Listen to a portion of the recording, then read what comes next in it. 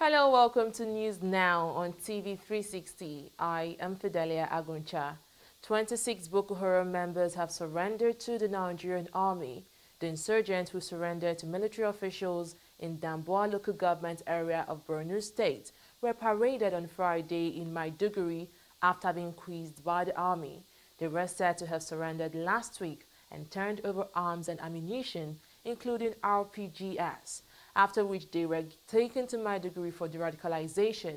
This comes amid various successes recorded by the army in its recent operations to rid the northeast of remnants of Boko Haram insurgents in the region. The Inspector General of Police, Ibrahim Idris, has appeared before the Senate to explain why the perpetrators of the recent attacks in Benue State are yet to be brought to book. The lawmakers had given the police chief a 14-day ultimatum to arrest and prosecute the herdsmen suspected to have killed over 70 persons in Benue State. With the expiration of that deadline, Idris was summoned to appear before the Senate's Joint Committee on Police Affairs and Intelligence. At the meeting, the police boss is also expected to brief the lawmakers on steps taken by the force to prevent further attacks in the region. Still on the security front, Taraba State Governor Darius Ishaku says there is a plot to attack the state in 10 days. Ishaku made this known while hosting members of the People's Democratic Party National Working Committee. The governor said he has relayed information about the potential attack to security agencies in the state. Meanwhile, a committee of 5 state governors has been constituted and mandated to visit states affected by the crisis between farmers and herdsmen across the country. The committee, which has Governor David Umahi of Ebonyi State as chairman, would visit Benue, Taraba, Zamfara and Adamawa State in order to understand the different dynamics of the conflict and develop long-term workable solutions to it. The Inspector General of Police, Ibrahim Idris, has charged commissioners of police in the 36 states of the Federation to be in charge of their jurisdiction effectively and not play politics with the life of Nigerians. The IGP spoke at a conference with the police commissioners at the force headquarters in Abuja to chart a new security arrangement for the country in the wake of security challenges in some states. Benue, Taraba, Southern Kaduna, Jos, Nasarawa are some of the states in the country that is giving the Nigerian police sleepless nights. Killings, vandalization of properties, cattle rustling, communal clashes have continued unabated in some of these states, especially in Benue, where farmer and herdsmen clashes has become an international story. The Inspector General of Police, Ibrahim Idris, will not fold his hands while people take laws into their hands. The police boss made this abundantly clear to the commissioners of police. There is no commissioner of police that has served less than 20-25 years. We know some issues that should be considered very seriously. We are now coming into a political arena. Commands should be very conversant about the arming of militia men or vigilante. Before a vigilante is established by a government, you must have a bylaw which must be passed by the House of Assembly. It's the responsibility of the Commissioner of Police of the commands to study these bylaws and see how it conforms in line with the constitutions and other laws of this country. But whereby through the connivance of some police officers, you have a command arming militia men under several names. These, I think, our officers have to breast up to face these challenges. No country, no government in this country has the responsibility to approve some prohibited firearms for any Nigerian under any guise. The Commissioner of Police were also charged not to allow the existence of any other militia in their domain created by any state government until such group has gone through all the legislative processes it required for such creation. All of us are aware about these prohibited firearms. You cannot give approval for any individual to own a pistol. You cannot give approval for any individual to own an AK-47 rifle. These are prohibited weapons, and only the government has that authority to give that approval. So I want to call on our commissioners of police of various commands. You have to be on a close watch out to this abuse of authority at various levels. With the riot act read to the commissioners of police, Nigerians are hoping that lives and properties will be more secured. From Abuja, Tunji Oye, TV360. The government has renamed the Federal University in Ebonyi State to Alex Ekwueme Federal University. Vice President Yemi Osinbajo made the announcement on Friday during the funeral service of the late elder statesman Alex Ekwueme in Anambra State. Osinbajo said the government decided to rename the school after the former vice president as a way of immortalizing him. He paid tribute to Ekwueme, describing him as a rare gem who always upheld the principles of personal sacrifice and service to humanity. Others present at the funeral service include former President Goodluck Jonathan, former Vice President Namadi Sambo, Minister of Labour Chris Ngige, and Lagos State Governor Akinwumi Ambode, to mention a few. Former President Olusegun Obasanjo has accused President Muhammadu Buhari of violating the principle of federal character in the appointment of heads of security agencies. The former president, speaking at an event in Abeokuta, the Ogun State capital, noted that appointment into major offices must be fairly distributed across the country to avoid concentration in a few geographical places. President Muhammadu Buhari has been criticized over allegedly loopsidedness in his appointments, which some claim mostly favor the Northerners. The presidency has, however, dismissed these claims, saying majority of the president's appointees across various portfolios are not from the North. The national leader of the All Progressive Congress, Bola Tinubu, has finally reacted to the open letter written by former President Olusegun Obasanjo criticizing the Buhari-led administration. Obasanjo, in a 13-page letter released in January, asked President Buhari not to seek a second term in office, saying he has performed below the expectations of Nigerians. Tinubu, speaking in an interview with journalists during a visit to Imo State, said Obasanjo was playing politics with the open letter he wrote to the president. The APC chieftain added that the former military leader could have spoken to the president privately instead of the public confrontation. Nigeria is to take the lead in Africa in the area of business integration and fight against corruption. Nigeria's delegation to the just concluded 30th Ordinary Session of the Assembly of Heads of State and Government of the African Union in Addis Ababa explained to newsmen at a media briefing the gains of the summit to Nigeria. The 30th Ordinary Session of the African Union has come and gone. In this all are part of the Nigerian delegation to the summit.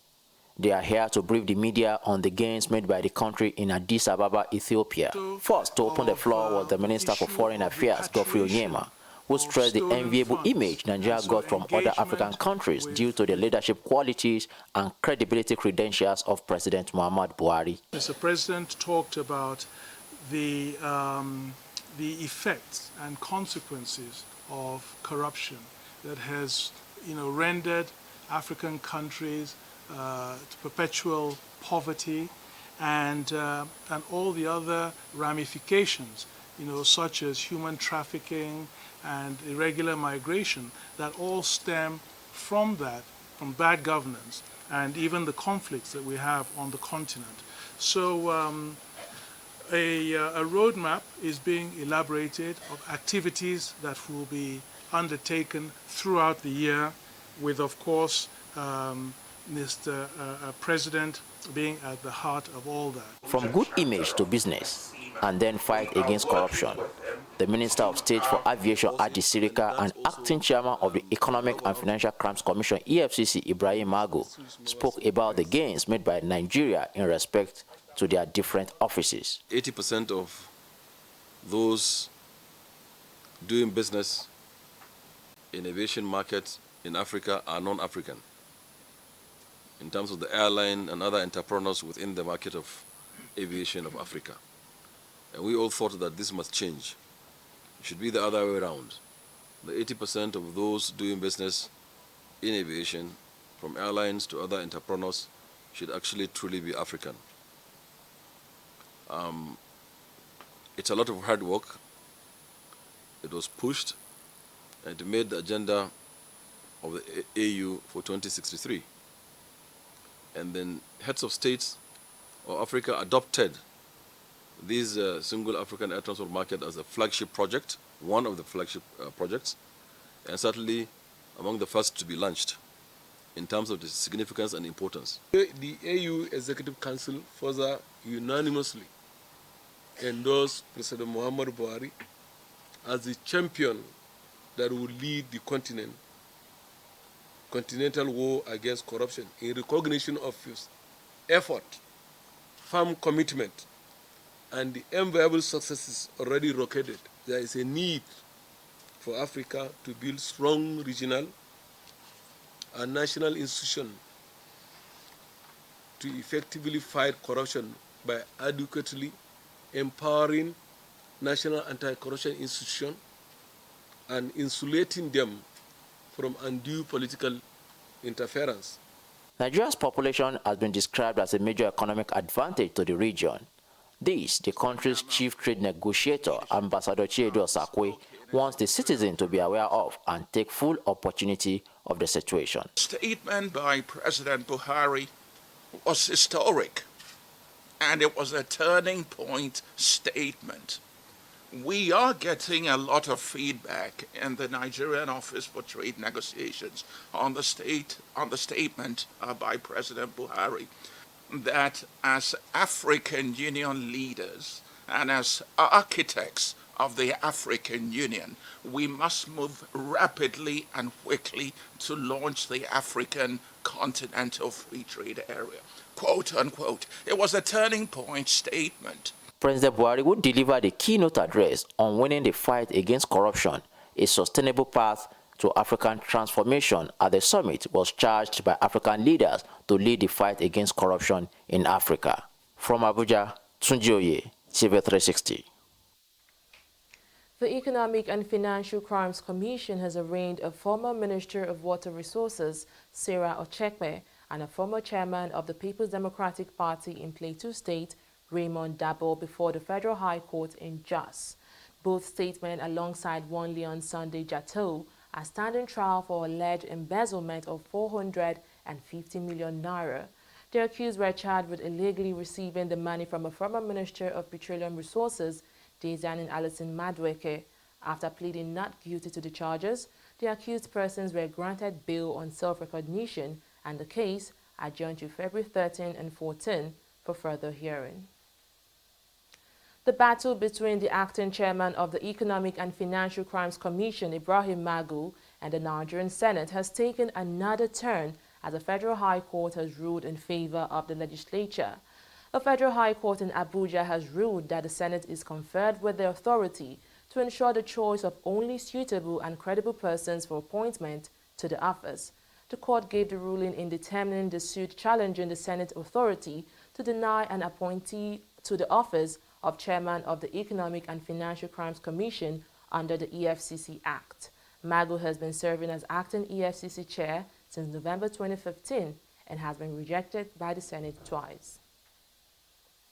Another batch of 465 Libya returnees have arrived the country as part of the federal government's evacuation program for Nigerians stranded in the North African country. They arrived at the Port Harcourt International Airport at about 12:25 a.m. on Friday, February 2nd, on board Max Air. The returnees were received by officials of the National Emergency Management Agency, NEMA, alongside other relevant agencies. More batches of returnees are expected to make the evacuation window as the government looks to meet the over 5,300 target of Nigerian returnees. The political temperature in Delta State is rising by the day as the All Progressive Congress plans to unseat the ruling People's Democratic Party in the 2019 elections. The APC is accusing the PDP of looting the oil-rich state and plunging it into huge financial debt. Osiebe Oketie, a chieftain of the APC in the state, accused Governor Ifeanyi Okowa of plunging Delta State into a debt to the tune of 600 billion naira since taking up the reins of governance 3 years ago. For about 19 years, we've had PDP in power in Delta State. And today, our debt profile is over 600 billion. And this debt was accrued by the PDP previous administration. Deltas are yearning for a change. Edo State is a neighboring state. Go there and see what the governor is doing. So Deltans are tired of PDP. They want a change. And the essence of this rally is to make Deltans know that that change is coming. And 2019 is when we are going to have that change for good.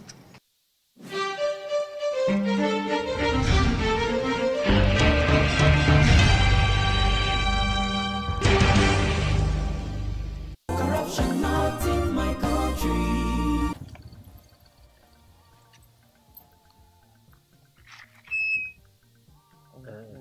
Now, yeah? Yes, Oga.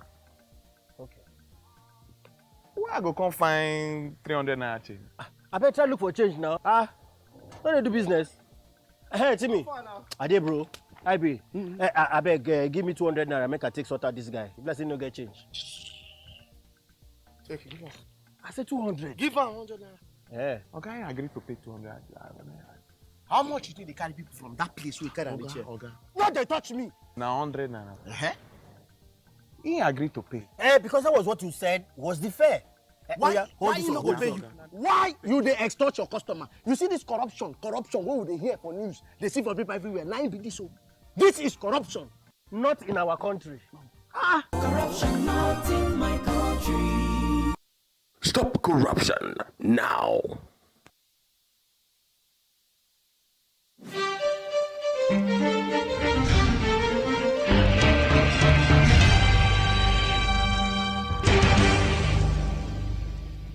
Glad to have you back. Let's look at the world of business now.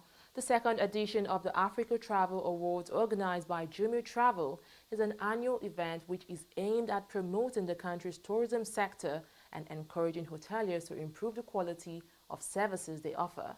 The event, which is a review of 2017, included interactions with stakeholders in the industry. Ngozi Okoye, TV360, was there and now reports. Here in this hall are some of the 2017 Nigeria Travel Award nominees, anxiously waiting for the winner of the 7 categories to be announced.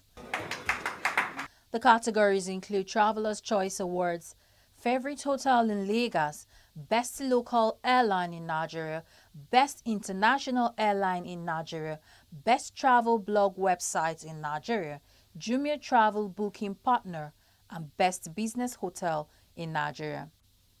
In his keynote address, the Director General Nigeria Tourism Development Corporation (NTDC) spoke on the robust areas of the sector that has been neglected and emphasized the need for public-private partnership to pull the sector through. If you look at the film industry, Nollywood, it is number 2 in the world. By the fact that Nollywood is number 2 in the world, shouldn't Nigeria, at least in Africa, have the largest film festival like Cannes? By the fact that all the world watches Nollywood movies, but we still are not able to command a film festival of international standards. If you look at the music as a new medium of cultural expression, these are all tourism assets as well.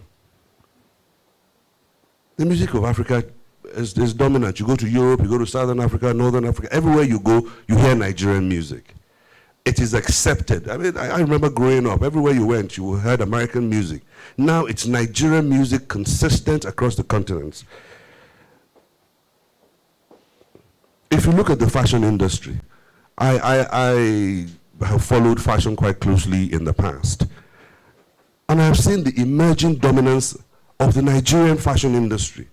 I have seen European trends follow Nigerian fashion trends. And that speaks very much for the fact that fashion tourism It's something that is well here. I mean, if you look at most of the people here, I see a lot of foreign international brands as accessories.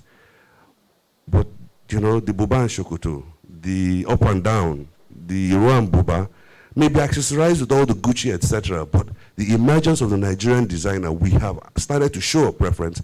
That means that our fashion week should not be in the car park of a hotel. In a country of 193 million people, the fashion week in Nigeria should not be one event in the car park of a hotel sponsored by a beer company. It should be bigger. And those are tourism assets that we're playing with, that other countries are exploiting to such a level. I mean, go to London Fashion Week, go to Paris, go to New York, go to even South Africa. They have a fashion week. They make people spend their money to buy airline tickets, to buy hotel rooms, to come here and sit down, eat, drink for 1 week in the name of fashion. That is a tourism asset that we have. We are also joking with, like film and music. Now, I am bold enough to say that Nigeria is a Mecca. Nigeria is a Jerusalem. Nigeria is a pilgrimage country like those other countries. We may not have the volumes yet, but religious tourism is something that is here to stay, and it is huge. I talk about the Redeemed Christian Church of Christ that has about 187 branches around the world. That is more than Nigeria has embassies around the world. You look at TB Joshua's synagogue. It is strong. You even have African leaders coming here to pray.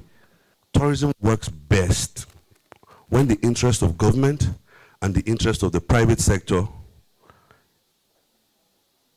is the well-being of that industry, and it is held by both of them in equal proportions. That well-being is the growth of revenues. It's in my interest that your revenues grow. It's in your interest that my revenues also grow, else I will not pay attention to what is going on here.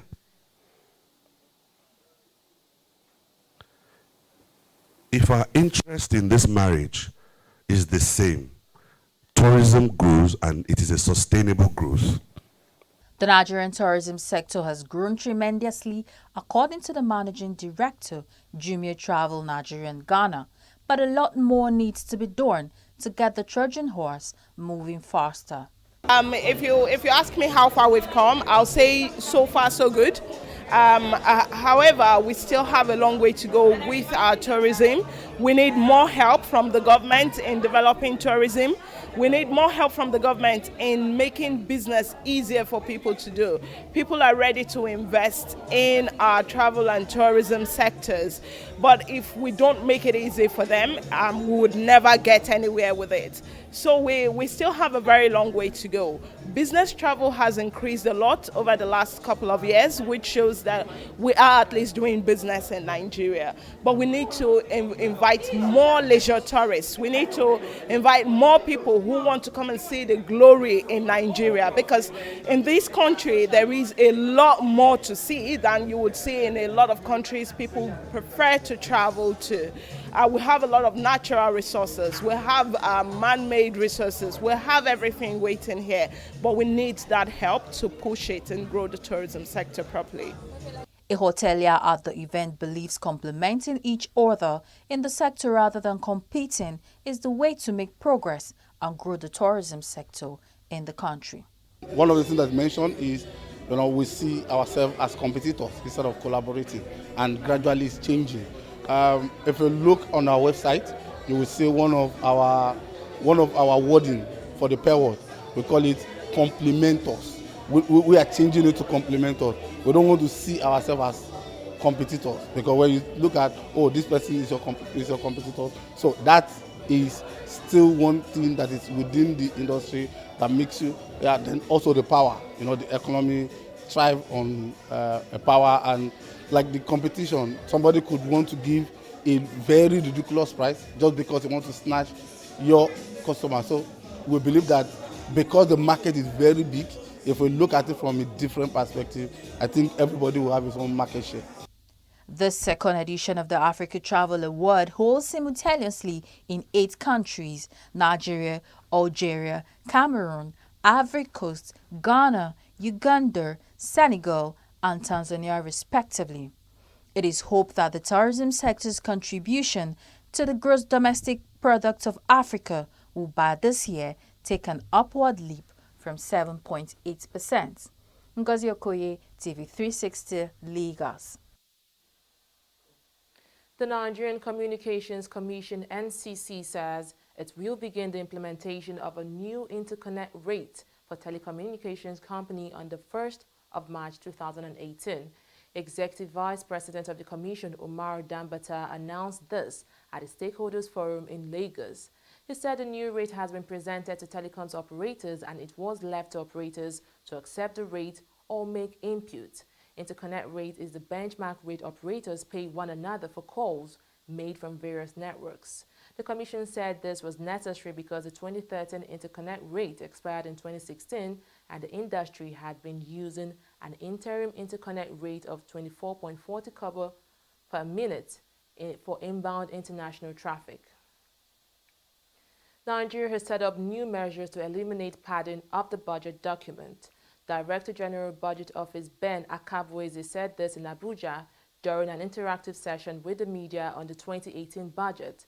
He said the Budget Office implemented a system to ensure that unauthorized insertions are not included into the budgets. We introduced a system whereby the MDAs, the respective MDAs, actually upload their budgets online by themselves, directly onto the budget preparation system, with no manual intervention from the Budget Office. Before then, the practice was that they would submit their budgets manually to the Budget Office, and Budget Office staff will key those in. Now they upload these, and the access to the budget preparation system is passworded, and an audit trail exists to be able to track who made whatever entry. And then, even after they have made all of the inputs, because remember, the people even from the MDAs who make these inputs are not the accounting officers or the chief executive officers.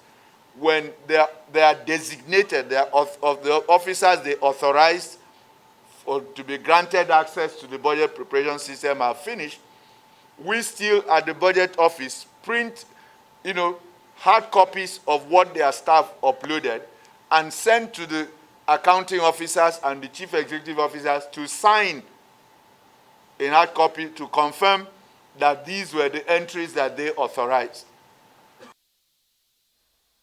Oil price rose for a third day on Friday after a survey showed strong compliance with output cuts by OPEC and others, including Russia.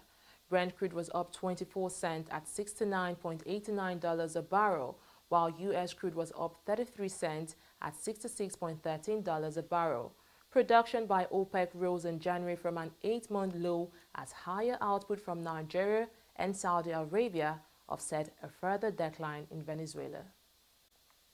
Onto the international scene now. 90 migrants are feared drowned after a boat capsized off the Libyan coast. According to the International Organization for Migration, the boat was carrying Pakistani and Libyan nationals who were traveling to Italy. Libya has for years been a major transit route for migrants trying to reach southern Europe by sea. More than 600,000 people are believed to have made the journey from Libya to Italy over the past 4 years. South Africa's President Jacob Zuma is facing another no-confidence vote. A motion of no confidence requested by the opposition Economic Freedom Fighters Party will come to Parliament on the 22nd of February. This will be the latest in a string of such motions Zuma has faced since he took power in 2009. Calls for him to step down has intensified since Cyril Ramaphosa took over as the ruling African National Congress leader. On to sport now. Nigeria's assistant coach Salisu Yusuf believes the Super Eagles can overcome 2018 CHAN host Morocco in Sunday's final to win the tournament exclusively for African players. The Eagles have not won the tournament since its inception in Ivory Coast in 2009, and their best performance at the tournament came when the late Stephen Keshi guided them to a third-place finish at the 2014 edition in South Africa. Nigeria reached their first final in the championship following their 1-0 semi-final defeat of Sudan in Marrakesh on Wednesday. Flamingo coach Balani Q has assured his team will go all out for victory against Cameroon in the first leg final round of the African qualifiers for this year's FIFA Under-17 Women's World Cup on Saturday in Benin. Nigeria reached the final round of the African series by overcoming Ethiopia on the away goal rule. Both teams battled to a scoreless draw in Benin after a 1-1 draw in Addis Ababa. The return leg will take place in Yaoundé in a fortnight, with the winners on aggregate picking one of Africa's tickets to the FIFA Under-17 Women's World Cup taking place in Uruguay later this year. Leicester City forward Riyad Mahrez has missed training for a 4th day running after a potential deadline day move to Manchester City fell through. It is not clear whether the Algerian had permission to be absent. City pulled out of talks for the 26-year-old on Wednesday after he made transfer requests the day before. Fox's manager Claude Puel has confirmed Mahrez will not be considered for Saturday's match against Swansea after missing the defeat at Everton. Well, that's it on News Now. Thanks for watching. I am Fidelia Agoncha.